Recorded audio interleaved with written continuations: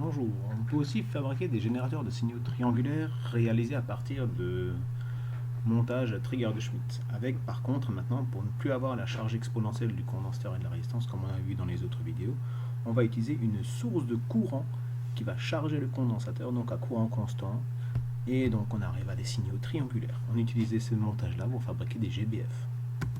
Pas cher. Donc comment ça se fait? Une première solution, c'est donc un trigger de Schmitt avec un intégrateur tout simplement qui était auparavant réalisé par le réseau RC. Maintenant c'est fait avec un amplificateur opérationnel et toujours encore une résistance et un condensateur. Le montage est donc le suivant.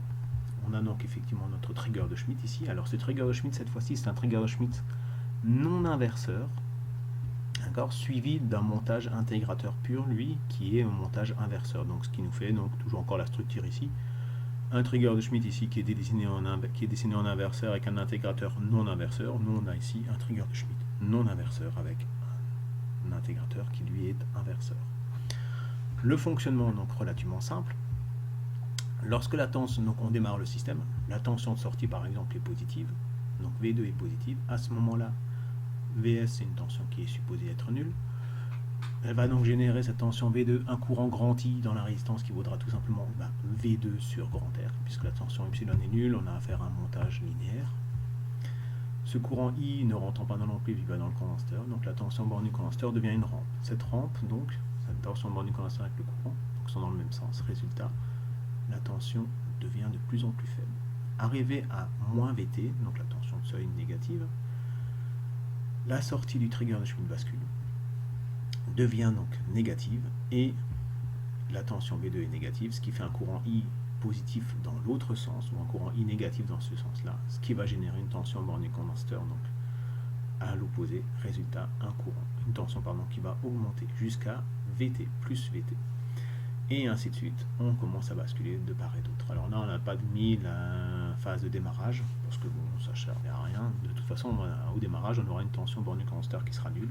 Et donc, c'est suivant l'arrivée des tensions que le trigger de Schmitt basculera soit sur plus VSAT, soit sur moins SAT. Et ça va juste générer un problème momentanément. Donc ce courant, donc, dans le texte, c'est un peu détaillé. On vous dit que le courant, c'est V2 moins VS sur R. Donc ça veut dire aussi que ce courant, on peut le changer, comme on verra par la suite. On peut agir sur la valeur du courant grand I en agissant sur VS.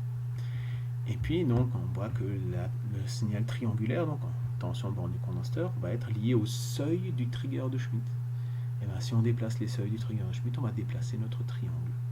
Donc on peut lui rajouter de la composante continue ou pas. Donc si on fait le détail un peu plus à même, donc si on va calculer maintenant donc notre montage, on a une durée à l'état haut, une durée à l'état bas. Comment est-ce qu'on calcule la durée à l'état haut? Tout simplement. Donc la tension de référence est nulle, la tension VS est nulle. Donc durant TH, le condensateur va se charger de plus VT à moins VT. Donc en fait, il va se décharger. Soit il va passer d'une tension qui vaudra plus VSAT R1 sur R2 à moins VSAT R1 sur R2, ce qui représente une variation de tension, donc crête à crête, de moins 2 VSAT R1 sur R2. Sachant que la pente avec laquelle le condensateur va se charger est égale à moins VSAT sur RC, on peut donc en déduire que moins 2 VSAT, donc la variation de la tension, est égale à la pente multipliée par la durée, tout simplement. Alors la pente, elle est liée à quoi? Elle est liée au condensateur. On sait que la tension borne du condensateur, c'est donc d de Vc sur dt, c'est encore égal à I sur C, puisque I égale à CD de Vc sur dt. Donc si c'est égal à I sur C, et que I, c'est rien d'autre que V2 sur R, donc on a bien une pente qui vaut donc V2 sur R fois C, et V2, ça vaut moins Vsat à ce moment-là, durant l'état haut. Pardon, ça vaudra donc plus Vsat, et comme c'est une pente négative, puisque I et V sont dans le même sens, on se retrouve avec du moins Vsat sur RC. J'espère qu'il était clair, pas obligatoirement. Sinon, faites-vous un petit dessin à ce niveau-là. Et si vous avez trop de mal, vous me le dites. Voilà. Donc, soit en simplifiant par VSAT, on se rend compte que finalement la durée à l'état haut ne dépend pas de la tension d'alimentation, ce qui est une très bonne chose. Si on calcule la durée à l'état bas, c'est rebelote. Donc on suppose que les tensions de référence, c'est la tension VS sont nulles. À ce moment-là, le condensateur donc, va devoir se charger d'une valeur de moins VT à une valeur de plus VT, de nouveau donc d'une valeur égale à 2 VSAT R1 sur R2, c'est la valeur 7, crête à crête on a un temps TB. Ce temps TB donc a une pente qui est liée donc au courant I qui circulait ici. Ce courant I qui circule ici dans le condenseur, on sait donc que la tension borne du condenseur c'est moins C d de Vc sur dt, puisque I et d de Vc sur dt sont dans le même sens. Et dV et Vc dt pardon, sont dans le même sens, donc ça veut dire que on se retrouve avec du plus Vsat sur Rc, même si la tension de sortie pour moins Vsat, justement, c'est l'intérêt. Donc on a du plus Vsat sur Rc, on a une variation de tension qui vaut donc 2 Vsat R1 sur R2, valeur crête à crête égale à la pente multipliée par le temps. Et on se rend compte que finalement, en simplifiant faire un Vsat, on arrive à la même formule que pour la durée tau, et on se rend compte donc que la période c'est tout simplement 4 fois Rc R1 sur R2 avec un rapport cyclique qui vaut 50%. On peut faire deux choses. Si la tension de référence est différente de 0, à ce moment-là, on va décaler les tensions de seuil du trigger de Schmitt, comme on l'avait vu dans les cours précédents.